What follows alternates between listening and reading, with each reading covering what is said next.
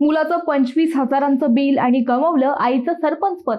जिल्ह्यात राजकीय खळबळ. कर्जत तालुक्यातील घुमरी ग्रामपंचायतीच्या कामांमध्ये सरपंच व सदस्यांच्या मुलांनी सहभाग घेतल्यामुळे त्यांना अपात्र घोषित करण्यात आले आहे.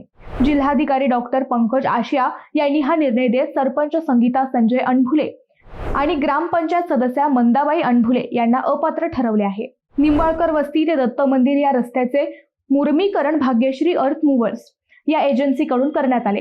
या एजन्सीचे मालक जयदत्त अणभुले हे सरपंच संगीता अणभुले यांचे पुत्र आहेत. 24 जुलै 2019 रोजी या कामासाठी 25,560 रुपयांचा धनादेश सरपंच आणि ग्रामसेवकाच्या सहीने देण्यात आला होता. या संदर्भात ॲडव्होकेट शिवाजी अणभुले, संजय अणभुले व सचिन अणभुले यांनी जिल्हाधिकाऱ्यांकडे 2024 मध्ये तक्रार अर्ज सादर केला होता. सुनावणी दरम्यान सरपंच संगीता अणभुले यांनी स्पष्टीकरण दिले की रस्त्याचे काम महाराष्ट्र रोजगार हमी योजनेअंतर्गत झाले असून त्यांनी केवळ पदावर असल्यामुळे धनादेशावर सही केली.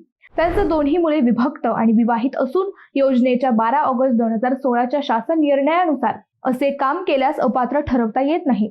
मात्र जिल्हाधिकाऱ्यांनी हे स्पष्टीकरण ग्राह्य न धरता संबंधित दोन्ही पदाधिकाऱ्यांना अपात्र ठरवले. या निर्णयामुळे घुमरी ग्रामपंचायतीसह संपूर्ण कर्जत तालुक्यात खळबळ उडाली आहे.